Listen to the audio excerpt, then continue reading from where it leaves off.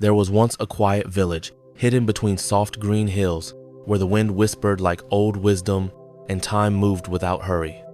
In the center of the village, down a narrow path lined with river stones, there lived a mask maker. He was gentle, careful with his hands, and his masks, they were beautiful. Each one carved with such detail, people swore they saw themselves in the wood, stronger, bolder, brighter. People came from far away, merchants, monks, even kings, all looking for the same thing, a better version of themselves. And the mask maker gave it to them. But here's the strange thing. He never wore a mask himself, not even once. The village soon became known for his craft. People would say, "Don't worry if you're not confident, wear one of his masks. Don't worry if you're shy, his mask will speak for you."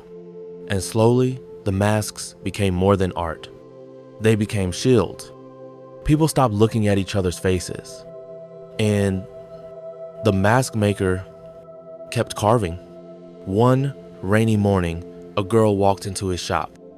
Young, nervous, eyes like storm clouds. She said, "I don't know who I am. Can you make me a mask that shows me?"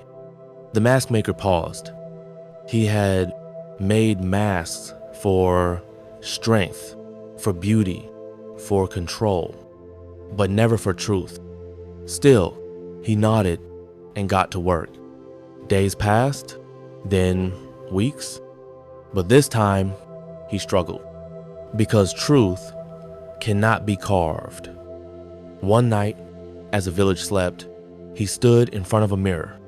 For the first time in years, he really looked, not at the dust on his robe, not at the tiredness in his face, but deeper, and what he saw was someone he didn't know.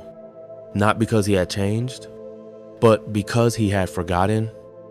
He remembered how, long ago, he used to carve with joy, not pressure. He remembered his first mask, the one he never sold, still hidden in a drawer. Simple, honest, flawed, real. He sat down, lit a single candle, and didn't carve. He just breathed.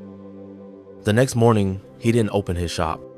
Instead, he took every mask off the walls and placed them in a basket. Then he walked to the river, and one by one, he let them go. The current took them gently, like fallen leaves. Villagers watched in silence. Some were angry, some confused, but a few understood. A week later, the mask maker opened his shop again, but there were no masks inside, only mirrors.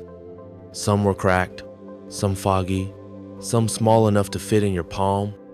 People came in looking for the old him, but he simply pointed to the mirrors. Before you ask who you should be, look. Some walked away, but others stayed, and they began to see themselves, not as they wished to be, but as they were. Slowly, something shifted. People began speaking more gently, apologizing more quickly, laughing without checking if others were watching. Children stopped pretending to be brave and somehow became brave anyway. The village lost its title as the land of beautiful masks, but it gained something deeper. It became a place where people came not to become someone new, but to remember someone old, themselves. Years passed. The mask maker grew older.